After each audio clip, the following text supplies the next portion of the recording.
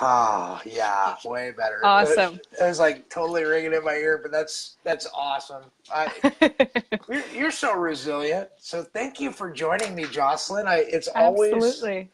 It's always an honor and a pleasure to be able to spend time with you. And I've been following you for some time since we met in with Dr. Matt James, the Kumu, right? Yeah. Kumu, Yeah. the teacher. Uh, Uh-huh. and you have studied under him as a master practitioner of NLP. You've also been studying under him for Hoonah, Hmm. and you are the program director for Club Excite in San Diego, Yes. and your passion has been working with kids. And so, thank you for joining me tonight. Thank you so much for Thank you for having me. It's yeah. truly my pleasure. Yeah, we're gonna start out with some pretty deep stuff tonight, but before we dive into the deep end of the pool, is there anything you'd like to share with the viewers tonight to describe yourself? No, just I think you said it perfectly. Yeah, I've got a Okay. passion for working with kids. I've got my master's in education, but kind of am staying in more of the alternative side of what we do with kids. So yeah, I'm just excited to be here. Thank you. Well, our relationship actually kind of developed even further as you had put together a small group, the Silver Hmm. Souls, and as I watched everybody participating, it was kind of a collaboration of inspiration, everyone just lifting one another up, and I really got to know you much better in there. Mm. Um, so, yeah, really looking forward to this because I know you've got some tricks up your sleeve tonight, and I'm just gonna please give you the floor, and we'll start off with this one question then. Okay. How is it? How do you be the authentic you when you are the perceived cause of another's pain? That is such a great question. There are so many ways that you can look at this. And I think there's, our human mind sometimes wants to look at these types of questions in like a linear fashion. And I think the first thing to say is that there's not really a linear way to look at that or to solve it. And so there's kind of these different components that I think about and that I share with my students that I'm working with, their families. And the first one that comes to mind is to have compassion. Mm. And what I mean by that is to have compassion for yourself, have compassion for the other person that you're with, have compassion for the human experience. Kind of remembering, I know you're familiar with NLP, but we have this presupposition that we follow that we're all doing the best that we can with what we have. I think if you can be in that state, in that mindset, in any kind of situation, you're always going to give yourself more clarity and a better foundation to then talk on, if that makes sense. Mm. Yeah, it makes perfect sense to me having knowing the presuppositions of NLP, Yeah, not everybody, not everybody listening probably says I am you and you are me. sure. So some of the viewpoints that while we may share, how do you make practical application of it for, you Mm. know, for somebody that's never heard some of these terms? Sure. So the way I like to look at this is actually my initial training was as a behavioral therapist, and I worked with kids and families, particularly with autism. And in that world, we look at behavior as communication, right? Anytime we're doing or saying anything, it's really a representation of us at a deeper level.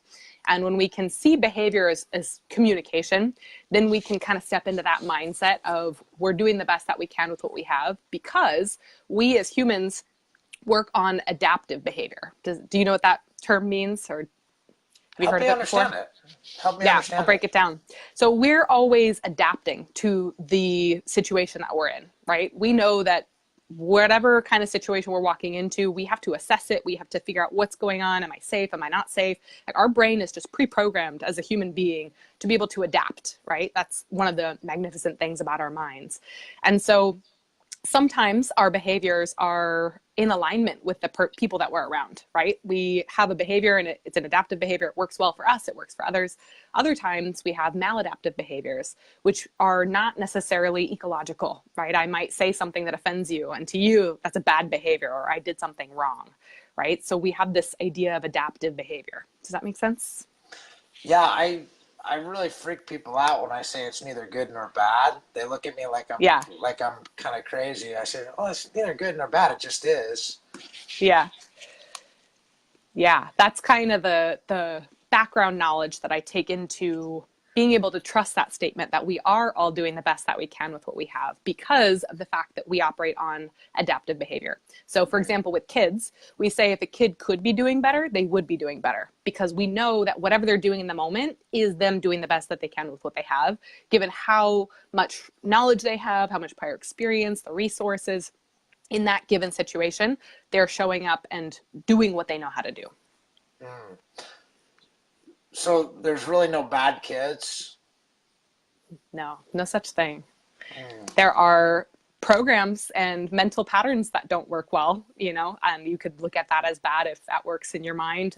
But to me, yeah, there is no such thing as a bad kid. Mm. It's just behavior. I got a lot of experience growing up. I mean, I've seen some things that make most people quiver, and Yeah. and most people would say, "Well, that's bad." That's really really bad. And so, how do you continue to reframe reframe this stuff so that it makes sense for the rest of the world? Mm, I, that's a great I, question. I think for me, it has been a lot of me making sure that I stay in my own light. And what I mean by that is if I catch myself making assumptions or making decisions about someone that may or may not be true, like, you can usually feel when you're charged, like if you have an emotion about something, like you can kind of catch yourself. And sometimes you have the awareness to catch yourself and sometimes you don't. But that's kind of what I look for is, do I have bias in the situation? Am I seeing this clearly? Am I grounded? Am I present enough to be able to know what is or isn't going on? Does that kind of make sense? yeah, I oftentimes when I'm wound up, it's already too far gone. I'm already in the moment. I'm charged up. And how do you I know what I do for me, okay? Yeah. And it's not always pretty. Sometimes I got to take a minute and to reground and recenter, but that's me. Yes. And I've got some tools, right? I got some tools. You shared some really killer, awesome tools with me that have helped me and have, prevented World War III, if you will. Yeah. Yeah. And that's exactly what I do too, to be honest, is having the awareness when I can, trusting that I'm doing my best, right? I'm human, just as whoever I'm with is human. Trusting that the moment that I catch it is exactly the right moment, even if I do get into the red zone, as we say. I know we had this conversation not too long ago. If our emotions start to escalate, it's not necessarily, I should have known better or I should have stopped myself sooner. It's how you respond when you do find yourself in a difficult time, when you do find yourself acting a way that you wouldn't necessarily want to. It's having compassion for yourself to notice, oh my gosh, I'm having a human experience. It's okay. Let me pause and get grounded, come back to my center, my light, whatever you want to call it, and then assess and take action. Does that kind of help? Yeah, it does. So maybe we dive a little bit deeper into something more specific. Sure. And I can only speak from my own experience, right? And so perhaps maybe that's just what I do, is just share my own truth. And when I've done that, like with my wife, for example, or my family members, and I've spoken, I've been the other, calm, collect. Here's my truth. Mm-hmm. All of a sudden, oh man, I just ripped somebody's heart out.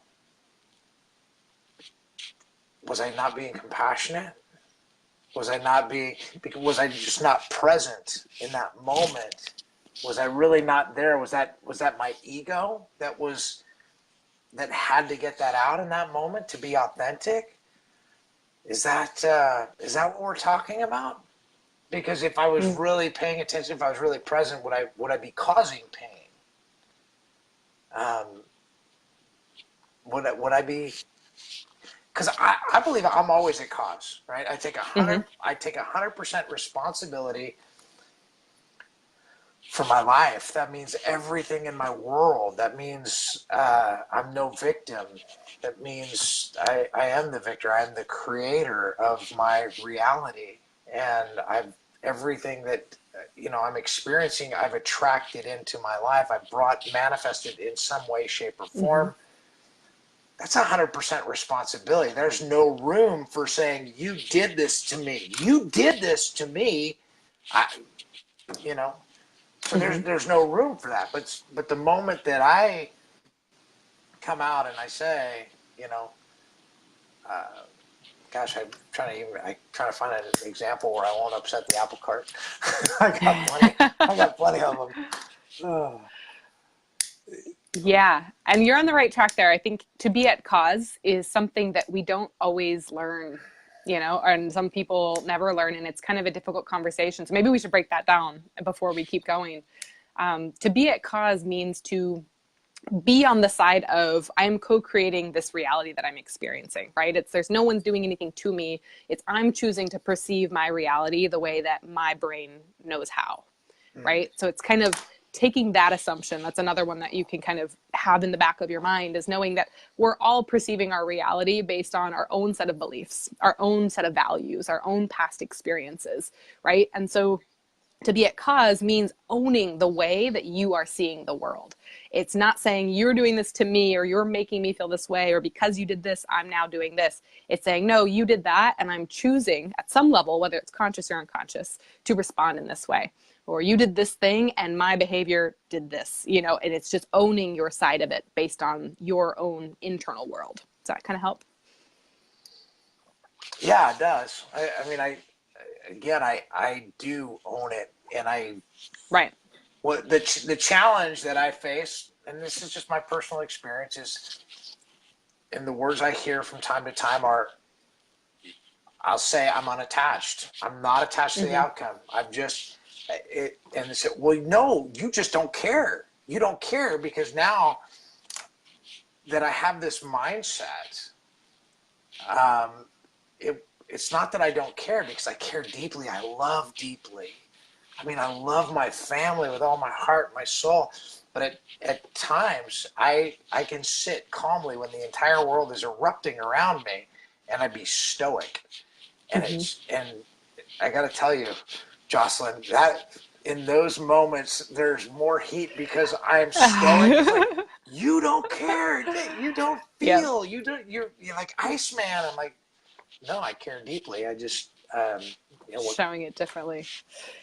Yeah. And I've had that experience myself. And what I have to remember in those moments is that I need to have compassion for what the other person does and doesn't know, right? Because I know that they're doing their best with what they have. They're using their own adaptive behaviors and their own beliefs and what have you in that moment. So it's kind of being able to acknowledge that. And I use this with my kids sometimes. It's like, you might be in a conversation with your parents and you're having this human experience where one of you sets the other off.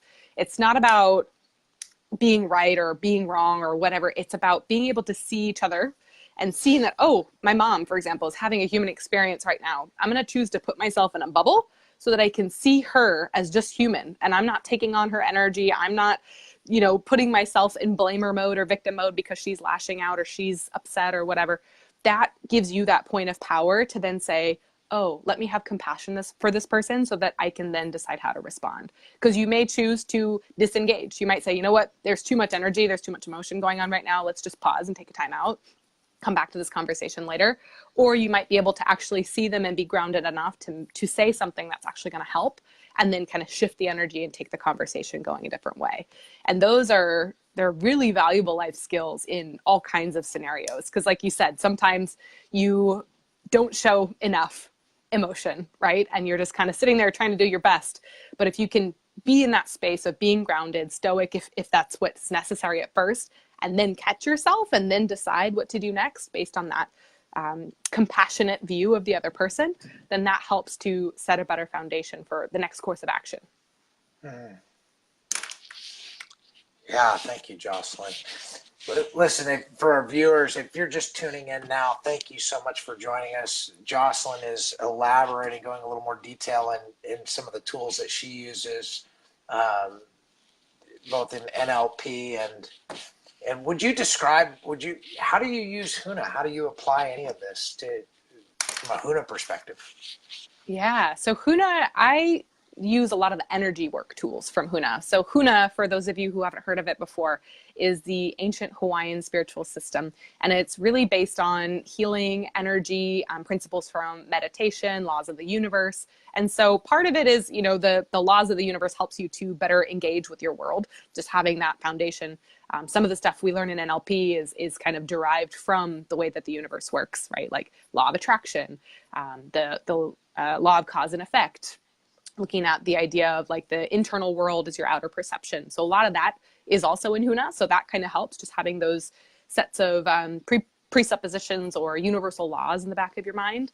But the other part that I think is even more valuable for me now is having awareness of energy, noticing your own energetic field, right? I think there's tons of studies and research out there now to prove that we are beings of energy, right? We are made of energy. We have a field that transmits and receives energy, as does everybody else. And I think if you can have awareness of your own energetic presence and what you're giving and receiving, and similarly then take that to other people, and that really helps with all kinds of connections and relationships, whether it's just basic communication, if it's a deeper relationship, family, just having that awareness is really, really powerful. Mm. So ancient energy, would you call Hoonah enlightenment? I wouldn't call Hoonah enlightenment. I'd say that it's a path to work towards enlightenment. You can gain tools, awareness, sets of strategies, beliefs that you would need to move towards that space through Hoonah, just like you could with all kinds of different paths. I'm a yoga teacher as well, been training a lot of different forms of mindfulness and meditation. And something that I see a lot of is there's a lot of similarities with how the tools will affect you, right? Like you can reach a certain level of clarity with different techniques from different belief systems. And Hoonah is one of those paths.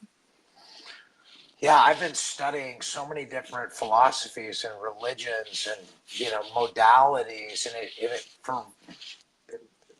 I've found value in everything that I've researched, everything that I've tried to participate in. I try to find the commonalities, right? Not the differences. That's what's helped me personally. In yoga being today, this afternoon, just to calm my mind, calm my heart, I had to drop down into my breath and really Absolutely. just get flat, open my body up, open up my channels, and breathe. Just to be able to be a receiver, to receive source energy, and rather than my own egoic mind.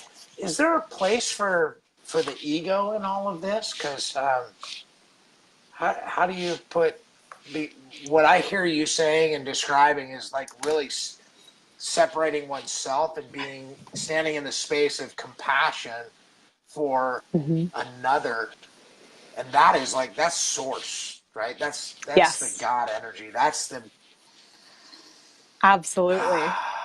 Yeah, I'm glad you said that. So a big thing we learn about in Hoonah is the function of the higher self, right? So we have the ego, we have all these other terms, and then we have the higher self. And those are the two that I kind of look at the most. And especially when I'm working with kids and families or clients of any sort, is if you want to look at someone in their truest and highest form, you focus on the highest version of them, right? Their higher self is what you can kind of think of it as. And the ego is like who you think you are, right? Like that's kind of who you've been trained to believe that you are based on your experiences and your upbringing and all that. Your higher self is who you actually are at the core of your being, right? Like your light, your essence, your energy, or whatever you want to call it. That's your higher self. And we all have this higher self. It's like that inner guidance that we get. It's our connection to source. It's what lights us up and keeps us connected to all that is.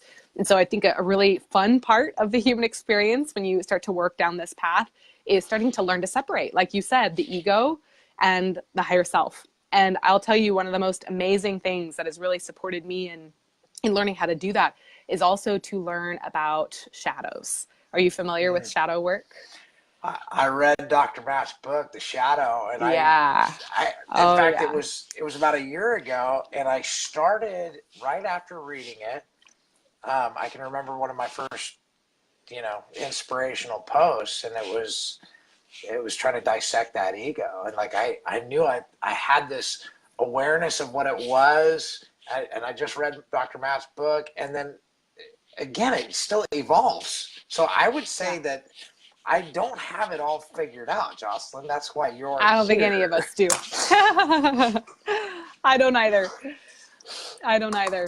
But I think the shadow, and I'll kind of briefly explain it. And I encourage anybody that's listening right now to look this up and to read about it and gain your own perspectives, do your own research, because this is one of the most powerful awarenesses that you could possibly have when it comes to integrating all parts of yourself to be whole and healed and to be in that space of which you already are, is to understand the shadow. And the shadow is who you think you're not. And this is like the shadow comes into play when you get into that blamer mode, right? You're doing it. No, it's not me, it's you. That's the shadow talking. It's that uncomfortable energy that rises up when you're trying to have a conversation with somebody, but you just can't get the words out right, or you just feel disheveled. That's the shadow. And I like to think of it as like the stuff that's stuck in the deep, dark parts of your unconscious mind. Right? We have this beautiful mind, and there's only a sliver of it that we get to use consciously. The rest of it is unconscious, which is beautiful because it helps out with our heart rate and our emotional regulation, all these things. But a lot of times there's stuff that's stuck down there that we're not aware of. And the thing is, it needs to come to the light in order for you to keep functioning at your fullest. Okay, so we're going down the rabbit hole with the shadow. We're going to go down the rabbit hole of the shadow. This is one of my favorite topics. And when I'm talking about compassion and seeing other people, it's being able to see your own shadows, see other people's shadows, and have compassion in those moments. If you can do that, you're set. I got a link today. I got somebody sent me a link to a YouTube video. And this is a guy over in Germany who sent me a link to a YouTube video, and it was basically something about the reptilians and, conspiracy theory stuff. And I'm like, not me, not. Okay, so when I say not me, I'm saying, okay, I gotta be careful on how I word this here, because at the moment I recognize, there's resistance, right? The moment there's resistance for me and saying, okay, that's not me. But at the same time, it's like, I recognize that there was the resistance. And so the thought came up, and then there was oh, wait a minute, I'm saying that's not me. What do I believe? Okay, I accept this. I accept this for what it is at the moment.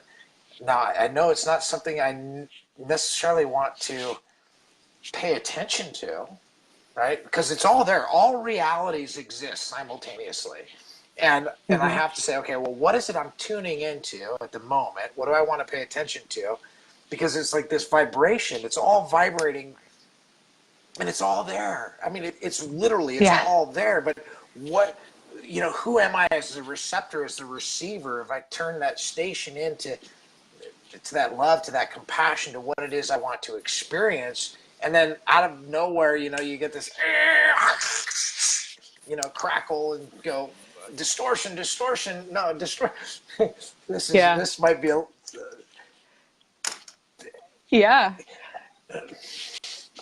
But I accept it. It's like, okay, I don't really necessarily want to pay attention to that. Is that the same thing as like shoving the garbage to the side and saying, okay, I'll take the trash out later? Yeah, so this is the way I look at it. If you say, that's not me, or you have an experience where you reject whatever it is, the thing to check in on is that resistance that you mentioned. I love that you said that. Am I resisting the fact that that's not me? Because if so, then there's a shadow. If you're able to say it with compassion, that's not for me. That's just, it's for some people, it's not for others. No big deal. You're neutral. No shadow, no conflict. If you have that resistance and you say, I'm going to deal with this later, or you ignore it, or you push it to the side, you're shoving it like further deep down in those dark parts of your unconscious mind. And that's when you risk it coming up at a time that's not so convenient. Dr. Matt, our teacher, he uses the analogy of the beach ball, right? When you shove something down, it's kind of like holding a beach ball underwater, and you try to shove it down, and maybe it happens a couple times, you push, push, push, but then one day it gives out and you just boop, and the beach ball just smacks you up in the face. That's the way our emotions work when they're stuck, the negative emotions, the shadows. Best way that I can think about it, that's basically what you're doing when you just say, no, I'm not going to think about it, or you see it, you acknowledge it, but you shove it down, as you're setting yourself up to get smacked in the face by a beach ball of emotion.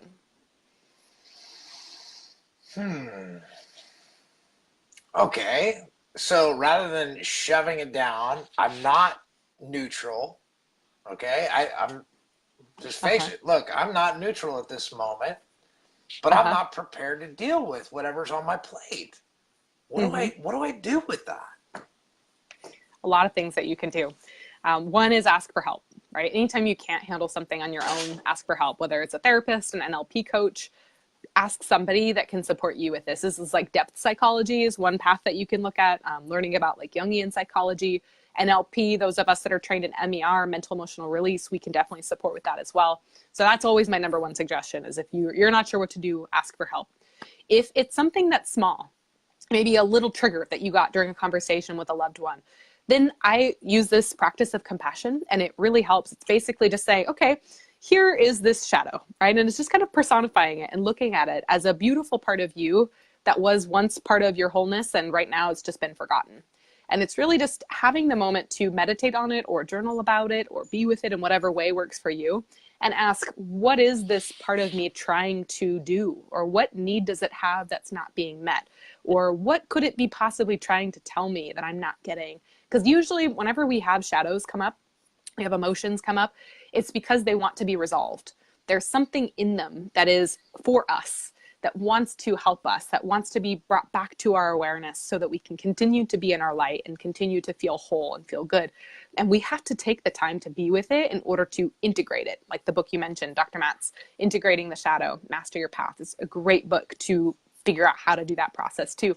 But that's really what it is. It's being able to look at it, say, okay, I accept you, you're part of me, let me see what you have for me, and choosing to allow that to come to you.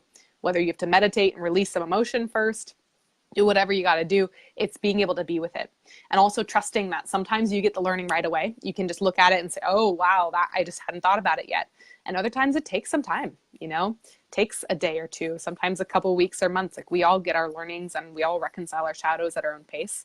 But it's having that compassion for yourself to notice, okay, having a human experience, there's a shadow, let me look at it. Let me be with it, figure out why it's here, what it's trying to tell me, then taking that back, taking that feedback, and then putting it forward on your path. And that's kind of a Hoonah perspective of it too, is taking that lesson, or that stone, if you will, and putting that stone down on the path of your life and saying, got it, I reconciled that shadow. Now I can have this lesson and I can use it and start taking action with it going forward.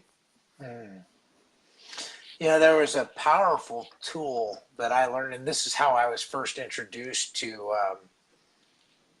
Dr. Matt. I was talking to a dear friend of mine, Chuck Lemire, and I was talking about Ho'oponopono. He said, because I was living in Hawaii, I was living in Maui at the time, and I was talking about Ho'oponopono because I'd been introduced to it by one of my aunties, and just a beautiful Hawaiian. And he says, oh, I have a dear friend named Matt James. I went to some of his NLP training. I believe he is in Hawaii. Check him out. And then of course, I jumped on a plane, went to San Diego, went to the first NLP conference that I could go to, and learned his method of Ho'oponopono, and I still practice that today.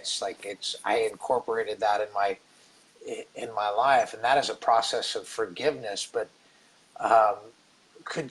would you mind taking the time to, because I know it's something you use in your toolbox. Absolutely. Would you mind taking the time to share what that is and how how that works? Absolutely. So Ho'oponopono is a beautiful process. It's a forgiveness meditation technique to help you to make forgiveness both ways. That's what it means. Ho'o is to make, and pono is to be right.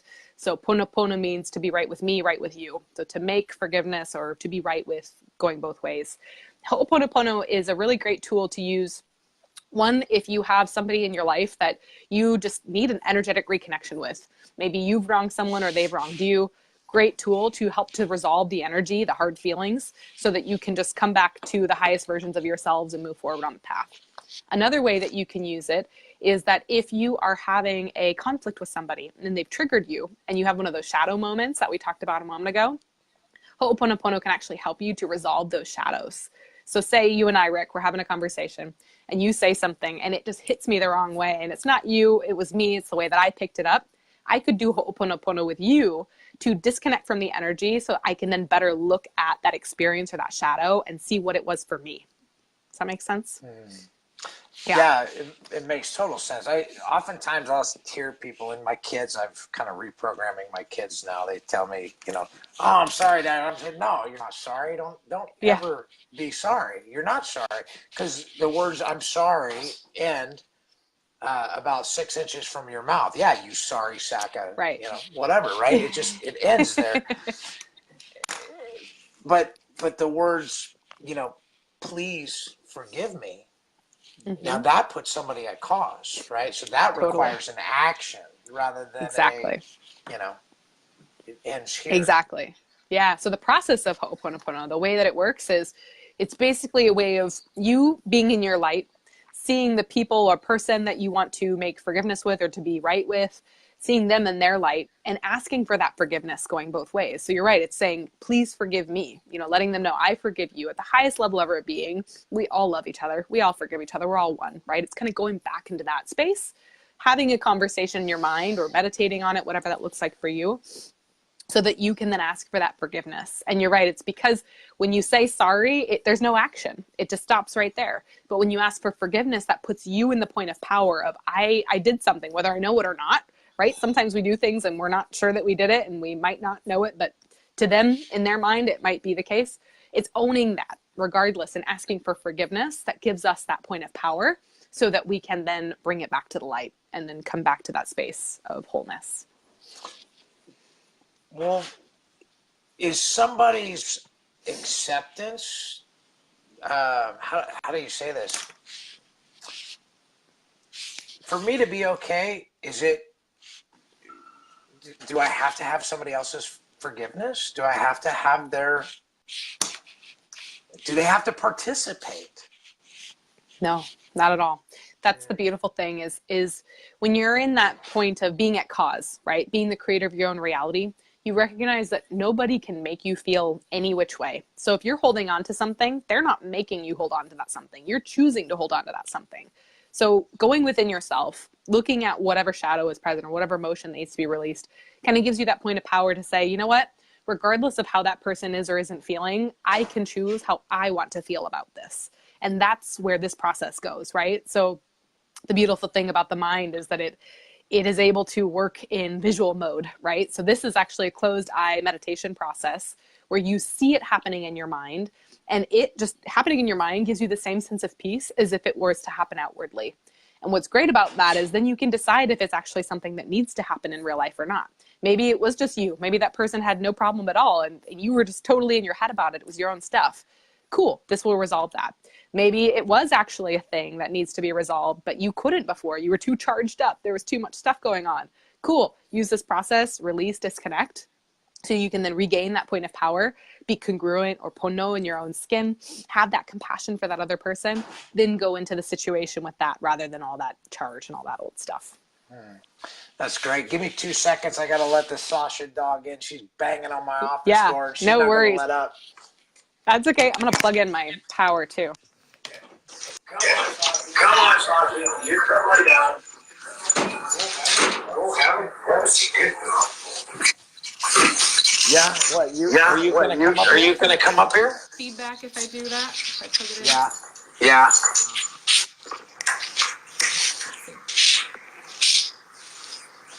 We got some participation. I got feedback now. Okay, is that better? Much better. I'm not hearing anything. So we had some actually other feedback, some participation in a good way, good feedback, right? thank you guys for showing up and sharing with us. I'm getting my fingers in the way trying to thumb through the comments. Jonathan's been really active. He's like, I was raised by the shadows and it gave birth to my light. And he says, I love this. You two are amazing. Thank you, Jonathan. Love you too, brother. And Susan, thank you for sharing this. Love you. Jonathan says three sides to the story: his, hers, then there's the truth. Okay, so now the truth is something we can talk about, because I kind of stumbled across this the other day with my coach, and we were talking about truth, and it was, is there such a thing as divine truth? Whose truth? So Jonathan makes a good point: his, hers, theirs. What I mean, and then there's the truth. What the heck is truth? That's a great question. I think it depends on context of how you'd answer that question. To me, I think truth is clarity in these situations, right? When you're talking about having conversations with other people, having baggage triggered, having shadows, truth is clarity, right? For you to be clear and for me to be clear and having a conversation, us being in our highest form, in our light, being clear and free, that is the ultimate truth. Being in the highest light. I've been paying attention and I've been watching you, because honestly, I get a lot of inspiration from you, and what you're doing in the world is really, standing in your own light. And I, and even as I say this, I know that this is hard for you to hear. But you do. You make a huge difference in everyone's life that you touch, especially mine. And so, again, I'm grateful and I'm thankful. Going back to Ho'oponopono, and I'm learning to be a much better teacher. As I watch people like you and people like Dr. Matt and Pega and others along the way, it just sharpens my own skills and my own understanding.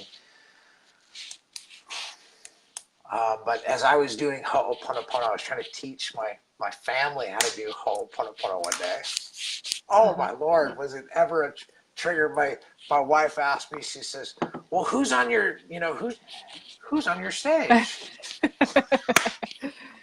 Well, and so the moment that, and I get why, and the reason I bring this up is because I know how delicate, and the reason that Dr. Matt has prefaced, look, don't go trying to teach people, Ho'oponopono unless you're going to take the time. And I kind of erred on that. And even though I've been practicing Ho'oponopono for, the better part of a year, and it works really well for me, it was my own clarity. Could I go teach that? No, I have to be very careful of what it is I'm trying to express, because it is my own experience. And I am cognizant that there are those that are listening that are going to hear something different than how I may intend it. And so that's where, getting the shadow out of the way and just being, making room for the light.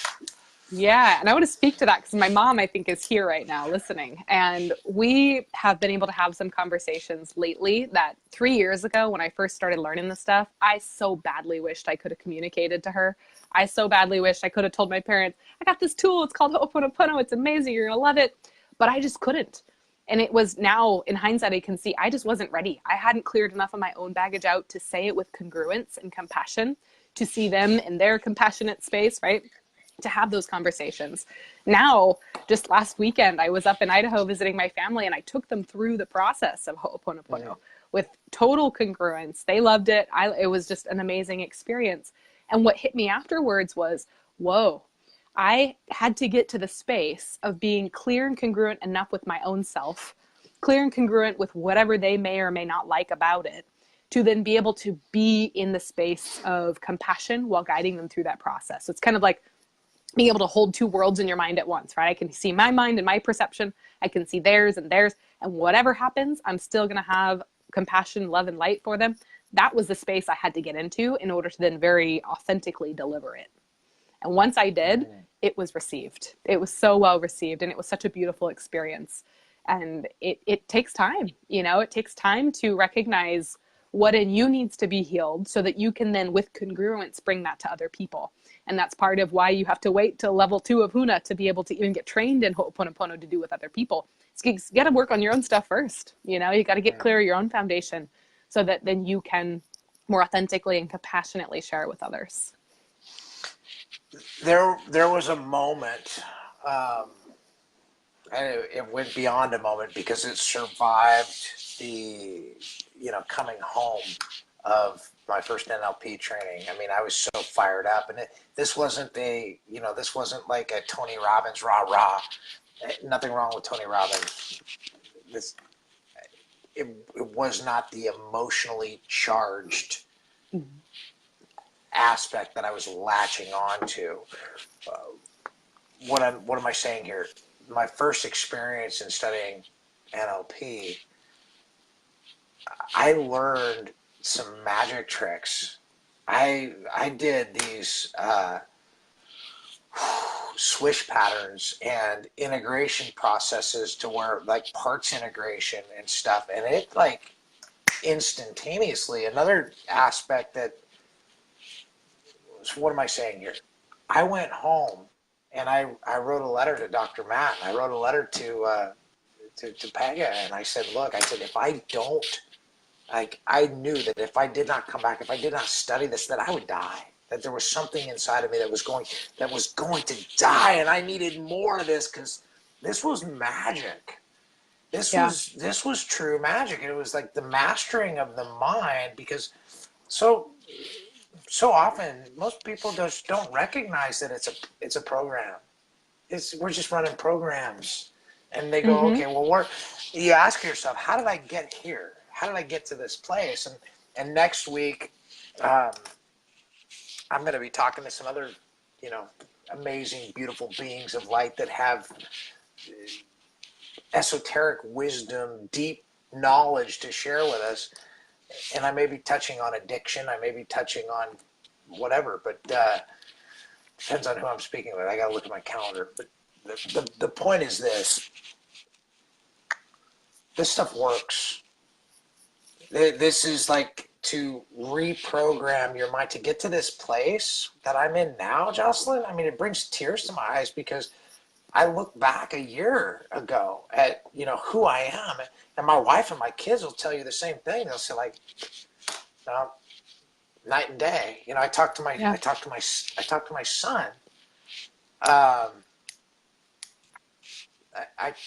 my son a couple of days ago, and I told him, I said, son, I'm so thankful. I'm so proud to be your dad. He says, Dad, I'm so proud. I'm so thankful you're my dad.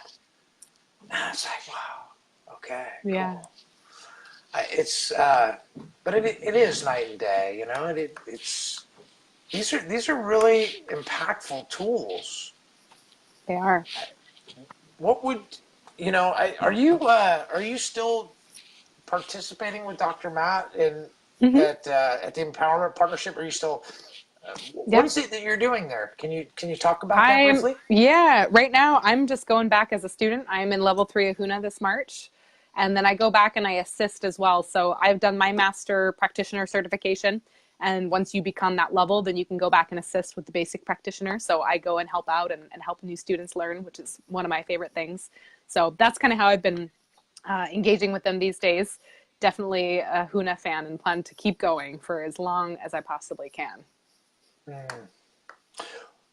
What's next for you? What's coming up on the horizon? Because you're a young woman.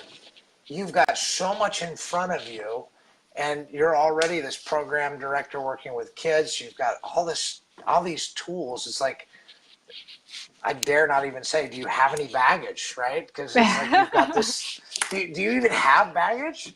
Yes, I do. Everybody has baggage. That's the thing. I think once you get to this level 2, you're like, oh, being human means you have baggage, and you have to just do your work and own it daily. And now I release baggage every day, multiple times a day. So that keeps me going on my path.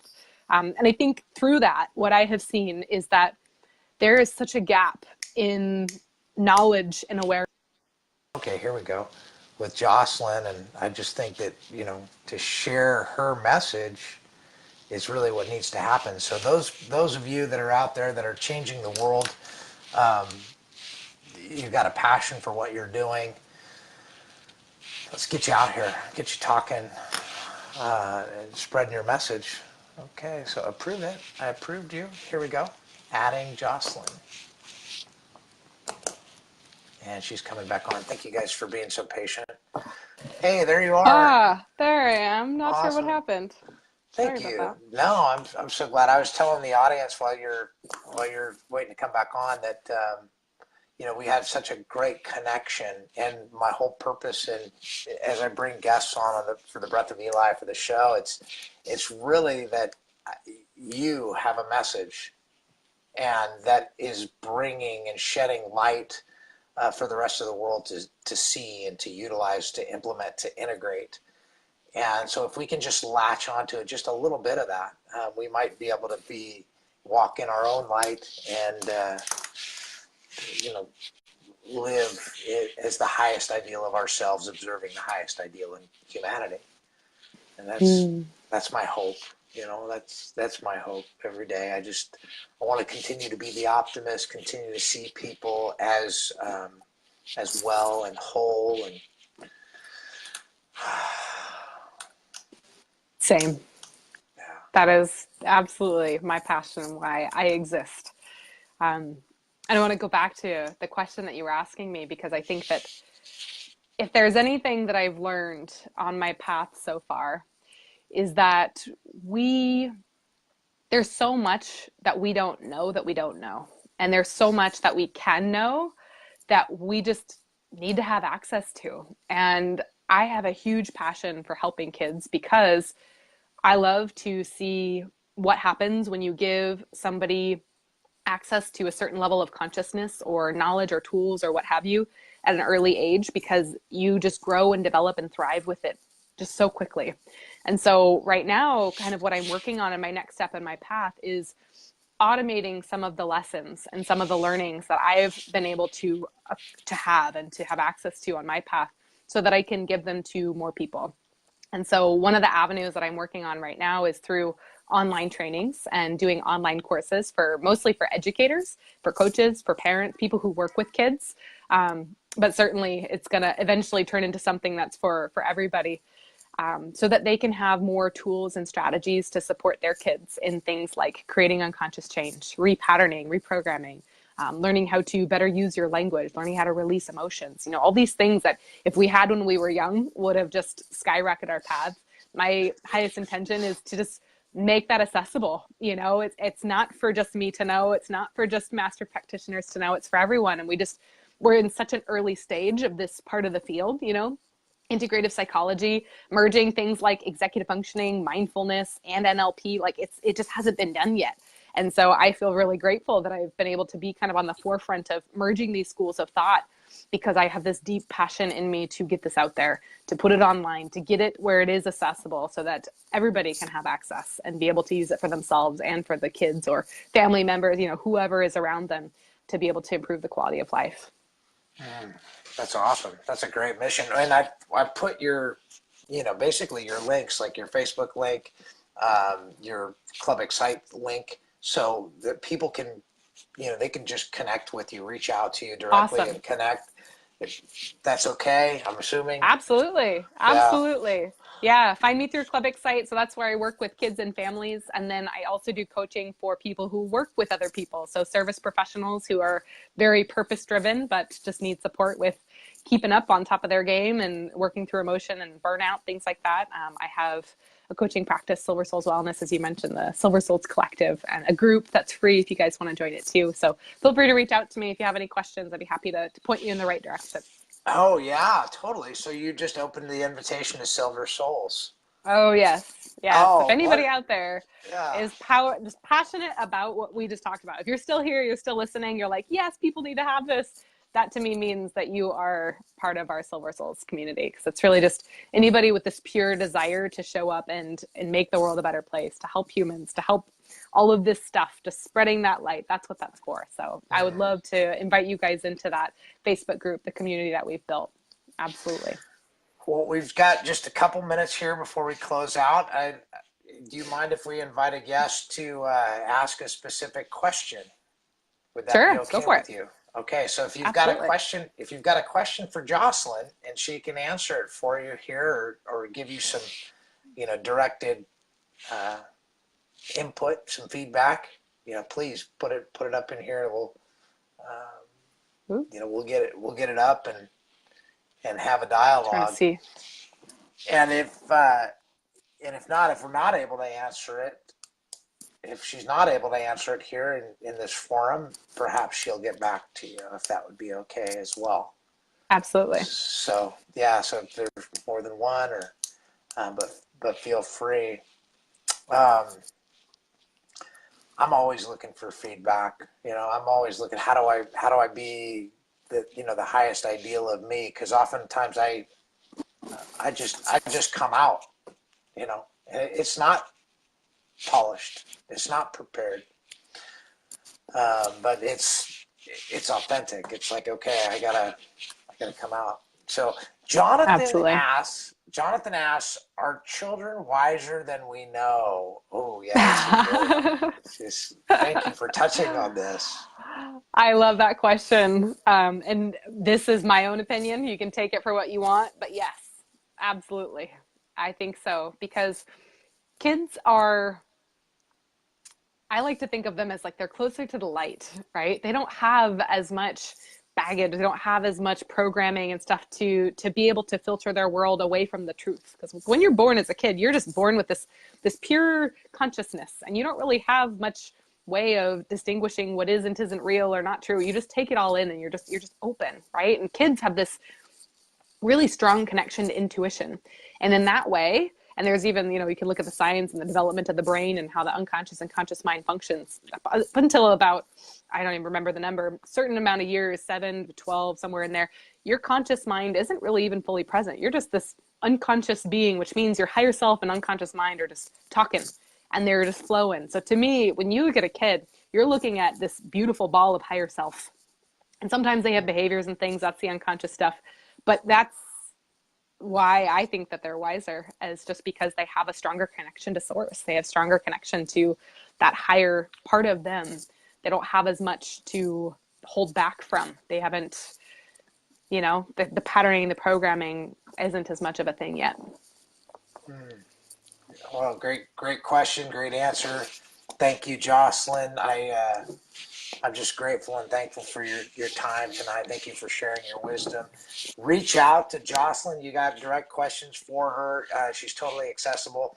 Incredible mindset, obviously, and a dear friend. So I will continue to look to Jocelyn as a resource, and I will continue to refer those that I believe that she could help. Obviously, she can help anyone, but those that are close to me, I will definitely send them your way.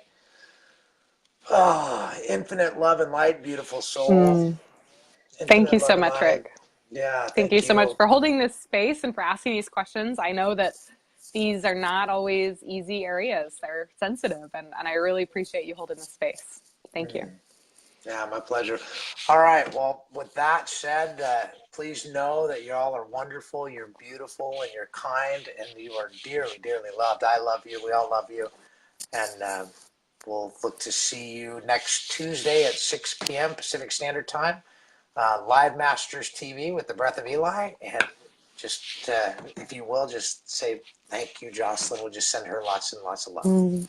Thank you all for being here. Have a wonderful night. All right. Aloha.